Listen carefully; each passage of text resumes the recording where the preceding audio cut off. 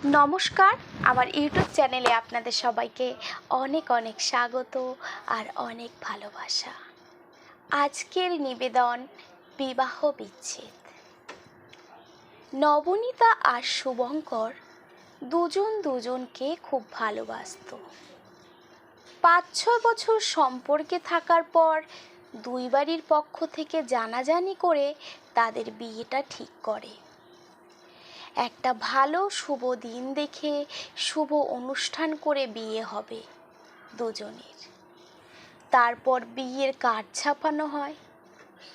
বাঙালিদের সাধারণত যেটা হয়, বিয়ের কার্ড নিয়ে সবার একটা আলাদা স্বপ্ন থাকে। কার্ডটাকে নতুনত্ব ডিজাইন দিয়ে সাজাবে, আর সেটা নবনীতার ক্ষেত্রেও হয়েছিল। নবনীতার বরাবর স্বপ্ন ছিল বিয়ের কার্ডটা খুব সুন্দর হবে, আর তার সেই স্বপ্ন পূরণ করার জন্য তার বাড়ির লোক ও তার মনের মতো করে কার্ড ছাপিয়ে আত্মীয় স্বজনের বাড়িতে পাঠায়। খুব ধুমধাম করে নবনীতা শুভঙ্করের বিয়েটা হয়। বেশ কিছুদিন তাদের রিলেশনটা ভালোই ছিল, যেটাকে বলে একেবারে মধুর সম্পর্ক। প্রথমে শুভঙ্কর নবনীতার মধ্যে সব কিছুই শুভ লক্ষণ বলে মনে করত। সংসারের সবাই নবনীতাকে খুব ভালোবাসত। শুভঙ্কর একটা ছোটোখাটো প্রাইভেট জব করত। 3-4 বছর হয়ে যাওয়ার পর তারা ডিসিশন নিল তারা এবার একটা বাচ্চা নেবে। তারপর তাদের একটা বাচ্চাও হলো। বাচ্চাটা বড় হতে শুরু করলো, তাদের সম্পর্কটাও এগোতে শুরু করলো। কিন্তু কিছুদিন পর তাদের সম্পর্কের মধ্যে একটা ফাটল ধরলো। দুজনের প্রতি যে ভালোবাসাটা ছিল সেটা আর আগের মতো নেই। দুজনের প্রতি বিশ্বাস, ভরসা একটু একটু করে কমতে শুরু করলো। দুজনেরই কেউ কাউকে আর বিশ্বাস করতে পারতো না। সামান্য কিছুতেই ভুল বোঝাবুঝি, প্রচণ্ড পরিমাণে অশান্তি শুরু হতে লাগলো। শেষমেশ তারা সিদ্ধান্ত নিল তারা ডিভোর্স করবে। কিন্তু বাচ্চাটার কি দোষ? সে তো বাবা মা দুজনকেই চায়। বাচ্চাটাকে নিয়ে দুই পক্ষ থেকে টানাটানি শুরু হয়ে গেল। বাচ্চার অধিকার সবার, তাই বাচ্চাকে কেউ কারো কাছে ছাড়তে চাইছিল না।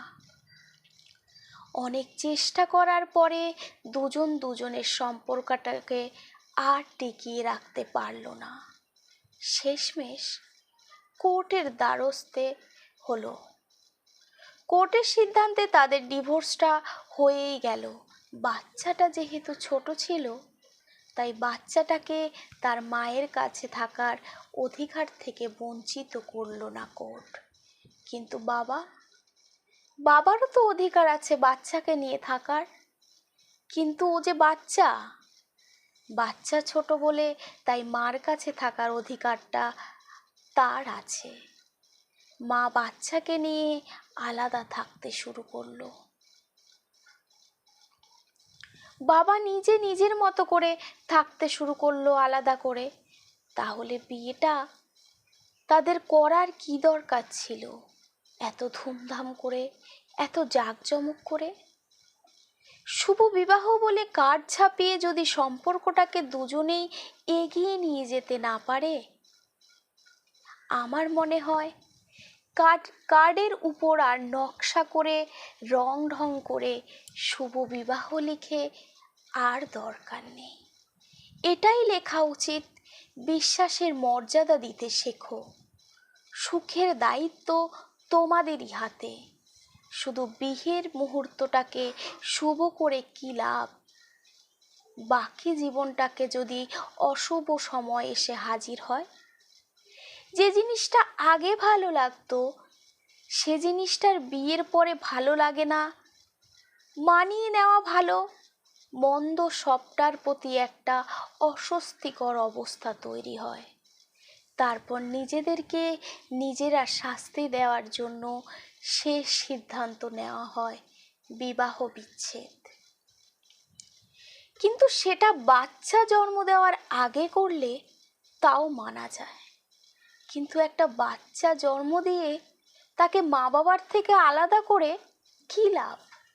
শুভ বিবাহর মতো মধুর একটা পবিত্র সম্পর্ককে নষ্ট না করে নিজেরা নিজেদের একে অপরকে গুরুত্ব দিয়ে বিবাহিত জীবনের বাকি দিনগুলোকে এগিয়ে নিয়ে যাওয়াকেই শুভ বিবাহ বলে মনে করা হয়।